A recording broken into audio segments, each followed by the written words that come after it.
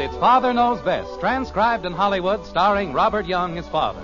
A half-hour visit with your neighbors, the Andersons. Brought to you by Maxwell House, the coffee that's bought and enjoyed by more people than any other brand of coffee at any price. Maxwell House, always good to the last drop.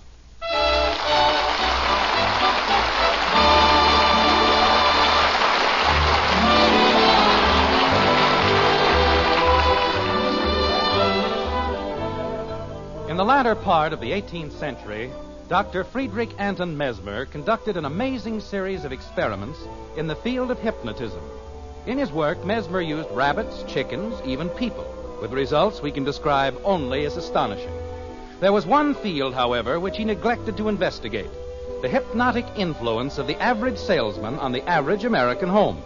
In Springfield, in the white frame house on Maple Street, this subject is now about to be explored, but thoroughly, like this. Margaret. Yes, dear? What's this? What's what, dear? This? Oh, that. That's a magazine. I know it's a magazine, but what are we doing with a copy of the Poultry Breeders' Bulletin and Gazette? Well, we had our choice between that and the Mining Engineers' Monthly Manual. So you took the Poultry Breeders' Bulletin and Gazette? Naturally. We wouldn't have any use for a magazine about mining engineers, would we? Margaret. Yes, dear? Have you developed a sudden interest in poultry? No.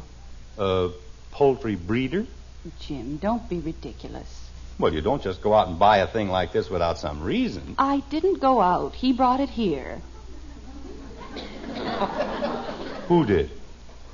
Well, I don't know his name, but he was a very nice boy, and he's working his way through Harvard. You mean we bought a subscription for this thing? It was only $4, Jim, and if I thought you were going to make all this fuss... I'm not making any fuss. It's just that I see no reason for throwing money away on things we don't need. People always need magazines. All right, but why did you have to pick the Poultry Breeders' Bulletin and Gazette? I told you, dear, because we couldn't use the Mining Engineers' Monthly Manual. And we had to buy something, didn't we? He was a very nice boy. Margaret, I, too, am a very nice boy. I'm one of the nicest boys I know. And I work very hard for my money. Yes, dear. I have 3 children to support. 3 hungry children who eat like overgrown vacuum cleaners. Yes, dear. Well, how do you expect me to keep on feeding them if you keep on buying the Poultry Breeders' Bulletin and Gazette? I bought it only once. Margaret, don't you see what's happening? You've got our names on every sucker list in the country. That's not so. It certainly is. Look at that stack of magazines. The Bee Culture Quarterly. The Wine Growers Weekly. The Goat Herders Gazette. What good are they? We don't need any of them. Oh, dear. What's the matter? Jim, promise me you won't be angry. What did you buy now? Now, first promise me you won't be angry. All right, I promise. What did you buy? Well, Mary Edith Steele. You remember Mary Edith, don't you? Naturally, we went to different schools together. What about her? Well, she has a son by her first marriage, Howard Milliken. Her first husband's name was Milliken, and that's why Howard's name is Milliken and her name is Steele. Margaret. He's a very nice boy, Jim. Really, he is. Of course, it's too bad they didn't have his teeth straightened when he was young. Margaret. Yes, dear. What did you buy? I didn't buy anything. Good. Not really, that is. Margaret. I just gave him a deposit, Jim. And I don't have to pay the balance until it's delivered. Until what's delivered? The history of our feathered friends.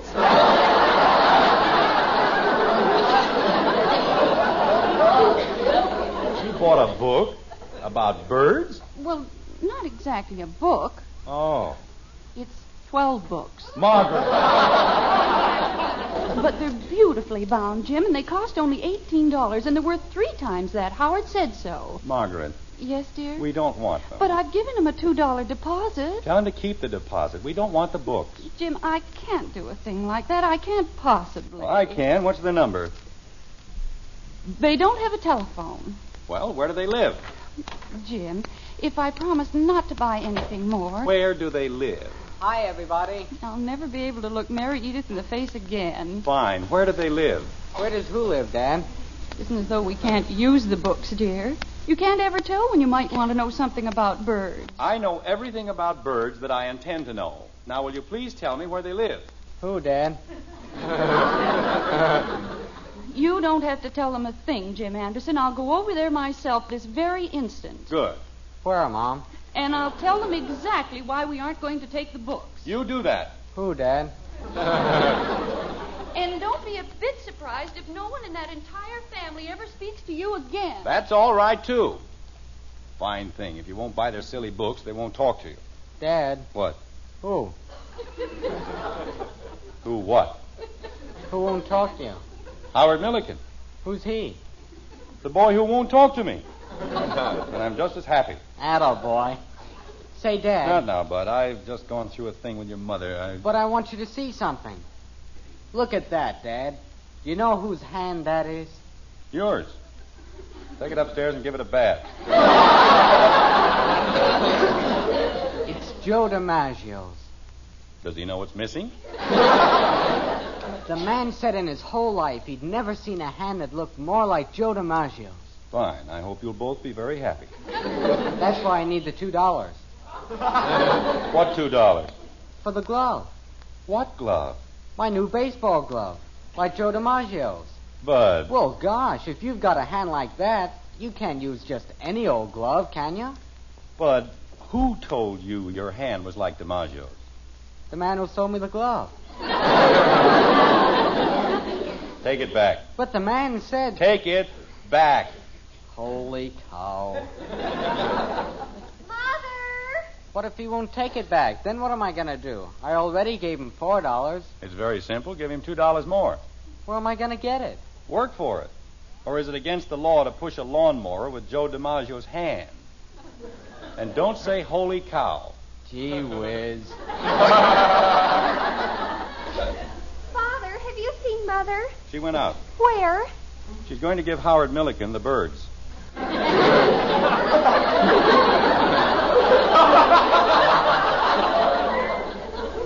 What? Never mind. Dad, would you lend me $2 if I gave you security? What kind of security? My old glove. No. That's what I figured. You don't know when Mother will be back, do you, Father? Pretty soon. What's in the box? The box? Box. B-O-X. A device for carrying things. Like the one you have in your hand. Box. Oh, it isn't anything, Father. Just something I bought. And paid for, I hope. Maybe I better go look for Mother. She might need me for something. Betty, come back here. Yes, Father. In the event that you missed that last bit of subtlety, I'll repeat it.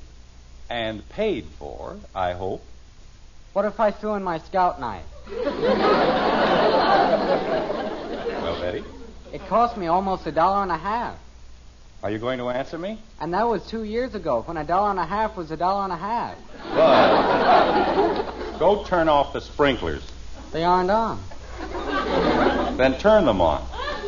Good gosh, what some people have to go through to get 2 measly bucks. Betty, Yes, Father. you charged it, didn't you? Yes, Father. Why? Well, I didn't have any money. And anyway, I think it's awful. What is? The sweater, it's horrible. Then why did you buy it? I had to, Father. Janie Liggett's my best friend. I couldn't insult her, could I? Betty, for the sake of my poor belabored mind, would you please start all over again from the beginning? Well, Janie bought a sweater, and the clerk said, "Isn't it beautiful?" And I had to say yes. And then she told me I ought to buy one, and I couldn't say I thought it was hideous, so I did. You said it was hideous? No, I bought one. Well, take it back. Oh, I can't, Father. It was on sale. Oh, I don't know.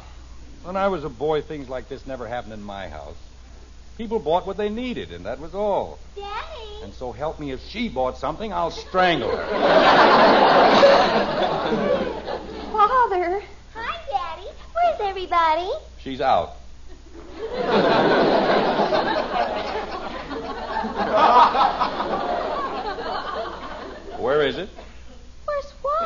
whatever it is you bought. I didn't buy anything.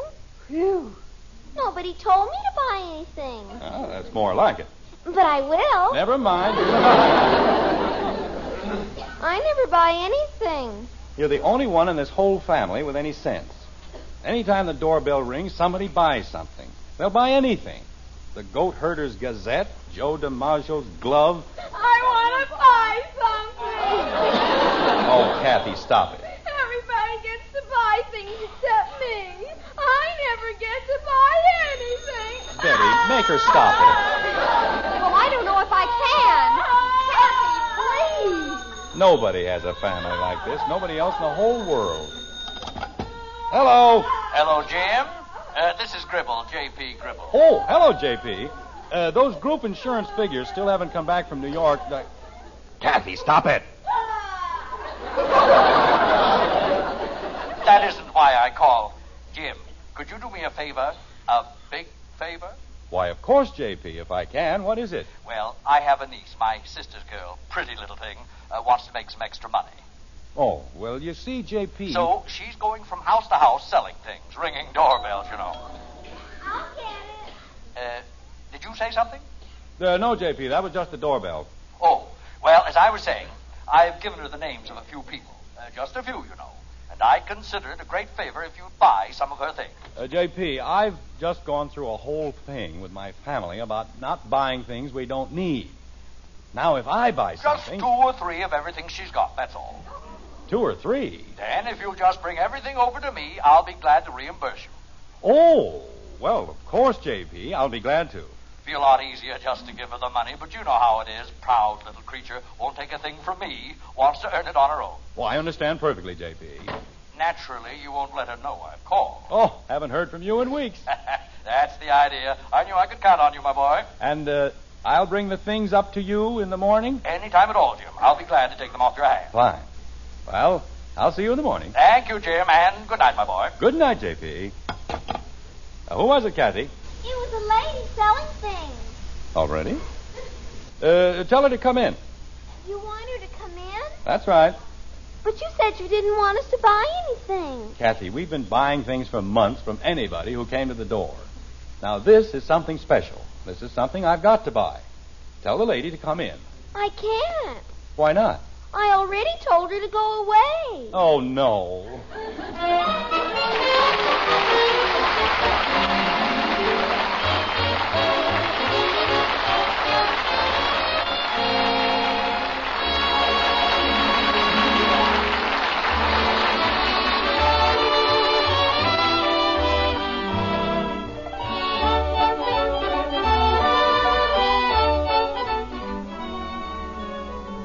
Now that's good coffee.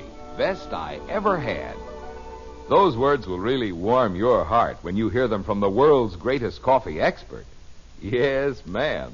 Because that number 1 expert is the man you want to please most. Your husband. Of course, we think we're pretty fair experts. Our Maxwell House coffee is America's favorite brand. But the expert with the last word is that man of yours. And if you'll brew him a pot of Maxwell House, we're mighty sure he'll say, that's what I call good coffee. In fact, if he doesn't, we'll give you your money back. You see, we know there's no other coffee tastes like our Maxwell House, because no other coffee's made like Maxwell House. No other coffee has that wonderful good to the last drop flavor. So we'd like you to bring home a pound tomorrow. Start serving Maxwell House coffee to that husband of yours. And if he doesn't say it's the best coffee ever, why, you send us the can and unused portion, and we'll gladly refund the price you paid. Our address is right on the front of that familiar blue tin. Tomorrow, see how much the world's greatest coffee expert enjoys Maxwell House coffee. Always good to the last drop.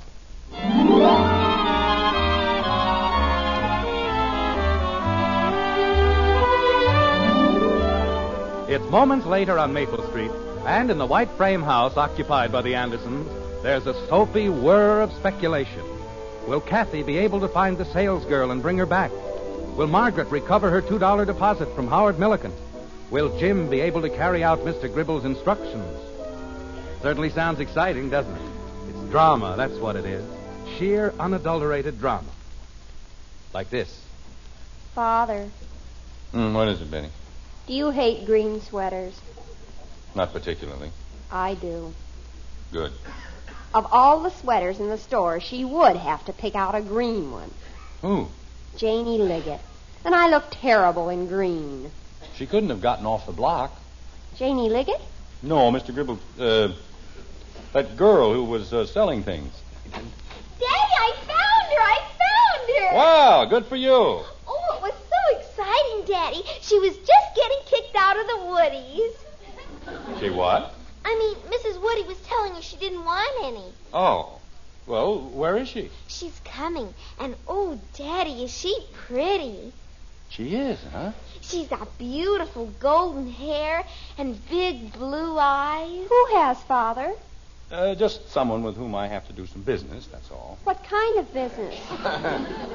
Betty, why don't you go upstairs and worry about your green sweater or something? Well, if you're going to do business with beautiful blondes and don't want us around... I didn't say I didn't want you around. I merely said, just stay here and keep quiet, please. Hello. Oh, come on in. I left the door open. Thank you. Kathy, why don't you go somewhere and play? I want to watch. Well, just be sure that you don't... Hello there. I'm Jim Henderson. How do you do, Mr. Anderson? I'm Sheila Gibson. Yes, you certainly are. Come on in. Sit down. Thank you very much. Yeah, that's better, isn't it? Yes, quite. This is my older daughter, Betty. How do you do, Betty? Hi. And, of course, you've met Kathy. Of course. Hi. She said you wanted to see me about something. Yes, I certainly do. We'd like to see what you're selling. Oh? For any particular reason? Well, of course. I'll probably buy something. We buy things here all the time. Is Mrs. Anderson at home? No, but we don't have to worry about that. Just trot everything out. Okay. What are you selling, anyway? Lingerie. What? Lingerie? What's that? Ladies' silk lingerie. Father! Well, there's nothing wrong with lady silk lingerie. Is there? Not that I know of. Father, you can't look at things like that. Like what, Betty? Why can't I? If your mother can buy the Poultry Breeders' Gazette, I can look at lingerie. Now, let's see it. All right. Father, may I speak to you a minute? Later, Betty. Let's just get this over with first. Daddy, why won't you tell me? Daddy! This is one of our better garments, Mr. Anderson. It's pure silk and comes in the loose leg. I'll take 3. Just put it away. I'll take 3. Thank you. Did you have any particular size in mind? Yes, Mrs. Gribb, I mean, it's for a large woman, very large. About a 46? Father, that's a tent. Well, if it's the largest you have, it'll be fine. All right. Now, as a companion piece, we generally recommend this form-fitting... I'll take 3. Oh, but I want to explain. You don't have to explain. I'll take 3. In the large size? Yes, the large size. Oh. Say, Dad, how long do you want me to... Holy cow.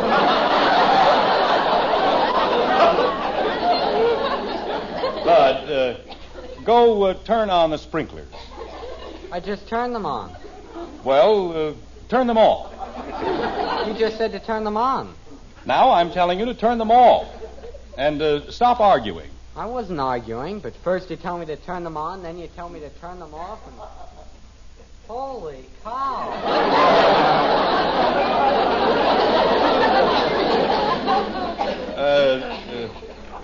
That was my son.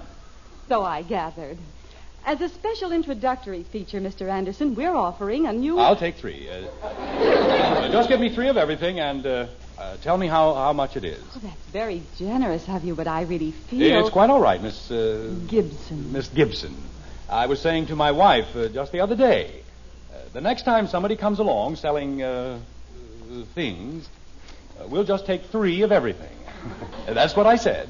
Father, do you feel all right? Of course I feel all right. I feel fine.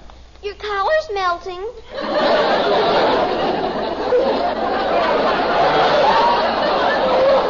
Never mind my collar.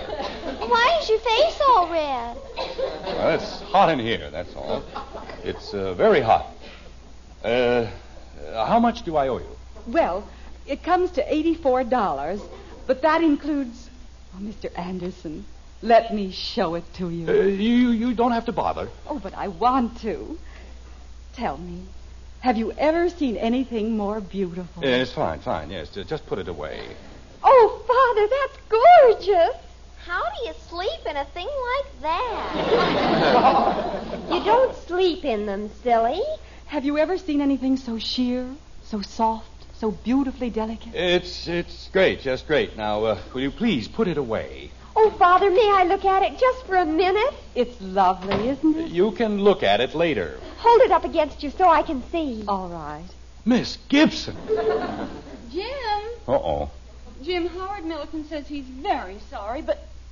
Well... Mother, isn't it beautiful? It's a nightgown.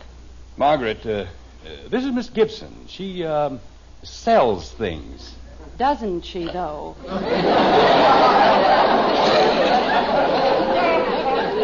Mrs. Anderson, your husband's bought some beautiful lingerie, but about the size...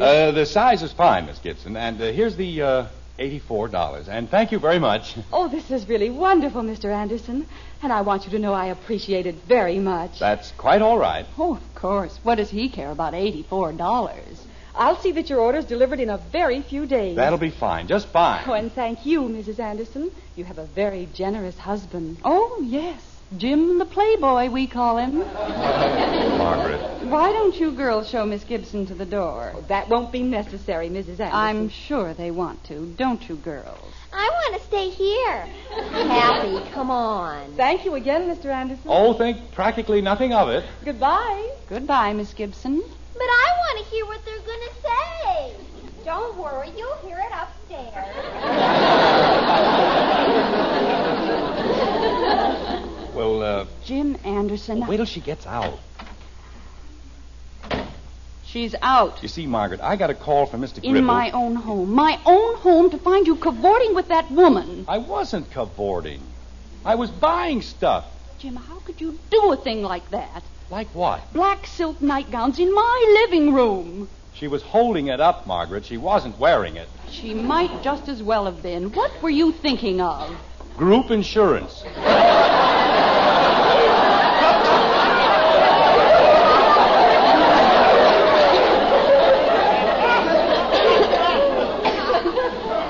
You see, Margaret, I got this call from Mr. Gribble. I wasn't out of the house for more than 10 and minutes. he said he was sending his niece over. The very instant my back is turned, Sending his you niece invite over. strange women into the living room. His niece over. And now only... His niece? His niece. You mean that was Mr. Gribble's niece? Uh-huh. And he sent her over? Yep. Oh. She's too proud to take money from her uncle, so he asked a few friends to buy things from her. For him. That's why I had to get everything so large. They're for Mrs. Gribble. Jim. Well, I couldn't say anything in front of Miss Gibson or the children. He doesn't want her to know anything about it. Jim, I'm so ashamed. Oh, that's all right, honey. We all make mistakes once in a while. But when I saw her with that black nightgown in front of her... Margaret, let's just forget the whole thing, shall we? What happened with our feathered friends? Howard says he can't do anything about it. He's already put the order in. I'm sorry, dear. Well, it just goes to show what happens when you don't figure things out. I knew exactly what to do, what to expect, and so it worked fine. Gribble's happy, his niece is happy, and as soon as I get my $84, I'll be happy. Jim. Just a second, honey. I'd better answer the door. If it's anybody selling anything, tell them we don't want any. Don't worry, Angel. I know just how to handle it. Hello. Mr. Anderson? Yes? I'm Amelia. My uncle, Mr. Gribble, said you'd buy some My lifesavers. Lifesavers? I got all kinds of lifesavers. Sperma, peppermint, wintergreen. Oh, no!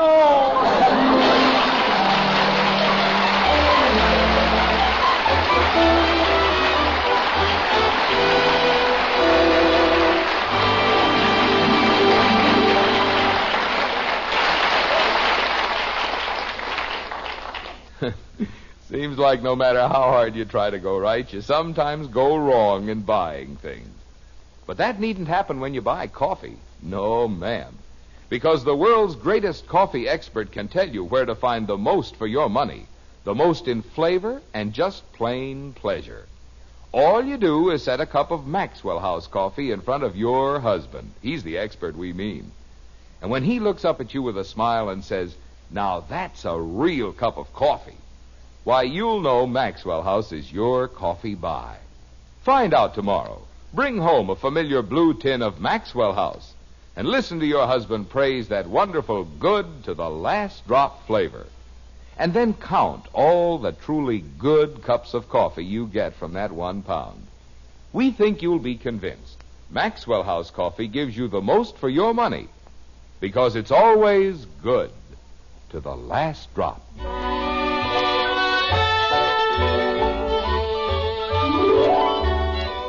It's morning now and breakfast time in the white frame house on Maple Street. There's a fragrant scent of coffee in the air, crisp bacon frying in the skillet, and Father burning in the breakfast room, like this. Books about birds can be very useful, can't they, dear?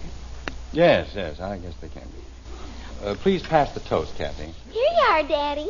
You know, in this light, the sweater looks fine, doesn't it, Father? Great. Butter, please.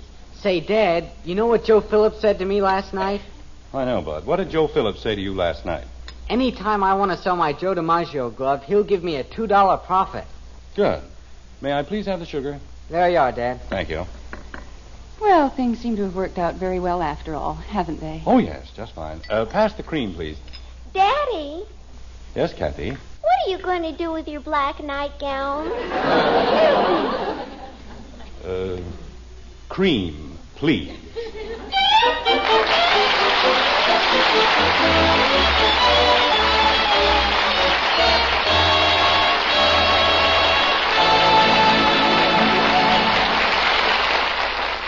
Say, Mom, if you have trouble getting your children to eat a hot cereal for breakfast, here's the perfect solution. Just serve them Hopalong Cassidy's favorite hot cereal, Post Wheatmeal. Yes, Post Wheatmeal. Just tell the youngsters how swell wheatmeal tastes with a wonderful nut-like flavor. Tell them how Hoppy gets plenty of real solid nourishment from that rich brown treat. Cooks in just 3.5 minutes. You'll see, you'll go along with Hopalong. It's the best hot cereal you ever ate.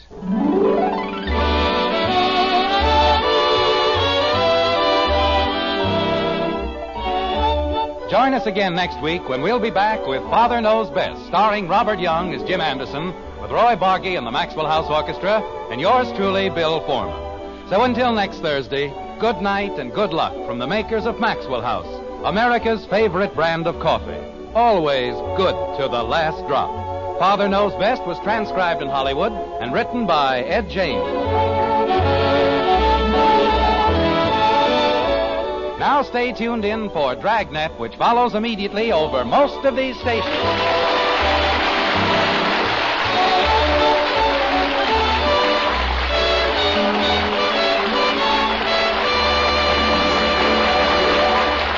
Yes, be sure to hear Dragnet. And remember, Bill Bendick stars